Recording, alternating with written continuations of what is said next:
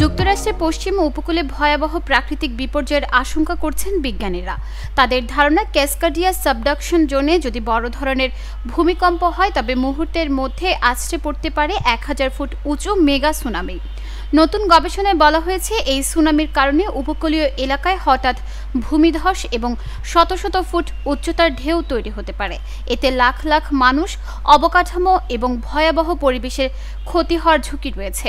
বিজ্ঞানীরা আশঙ্কা করছেন, আগামী 50 বছরের মধ্যে এটি একটি শক্তিশালী ভূমিকম্প হবে, যেটি একটি নির্দিষ্ট কক্ষপথে আঘাত হানবে। 1000 ফুট উঁচু মেগা সুনামি যুক্তরাষ্ট্রের একটি বিশাল অংশকে মানচিত্র থেকে মুছে ফেলতে পারে। এসব কারণে এখনই উন্নত প্রাথমিক সতর্কতা ব্যবস্থা এবং দৃঢ় অবকাঠামো গড়ে তোলা অত্যন্ত জরুরি বলে মনে করছেন গবেষকরা। গবেষণায় বলা হয়েছে, ভূমিকম্প ঘটলে উপকূলীয় এলাকা হঠাৎ 6.5 ফুট পর্যন্ত নিম্নমুখী হতে পারে, যা বন্যা প্রবাহকে বৃদ্ধি করবে এবং শতাধিক ফুট উচ্চতার সুনামি ঢেউ তৈরি করবে। ফলে পশ্চিম উপকূলে মিলিয়ন মানুষ, গুরুত্বপূর্ণ অবকাঠামো এবং পরিবেশ বিপর্যস্ত হবে। সিএসজেড ভূমিকম্পের সর্বশেষ বড় ধাক্কা 1700 সালে এসেছিল, যা জাপান পর্যন্ত বিস্তৃতির রেকর্ড করা হয়েছিল।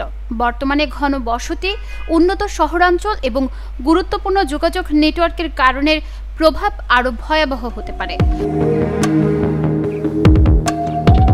ডুরাল দলের সিমুলেশন অনুযায়ী সিএসজেটে বড় ভূমিকম্পের ফলে 1000 ফুট পর্যন্ত উচ্চতা বিশিষ্ট সুনামি তৈরি হতে পারে।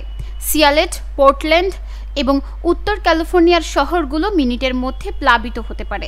বিশাল সংখ্যক মডেল দেখিয়েছে যে প্রচুর মানুষ, ভবন এবং সড়ক এই ঢেউয়ের তলায় পড়তে পারে।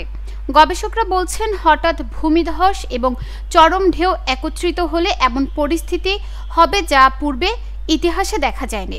তারা সতর্কতা ব্যবস্থা, জরুরি নির্গমন পরিকল্পনা এবং দৃঢ় অবকাঠামো তৈরি করার তাগিদ দিচ্ছেন। দুর্যোগ ঝুঁকিপূর্ণ অঞ্চল হিসেবে চিহ্নিত হয়েছে দক্ষিণ ওয়াশিংটন, উত্তর ওরেগন এবং উত্তর ক্যালিফোর্নিয়া।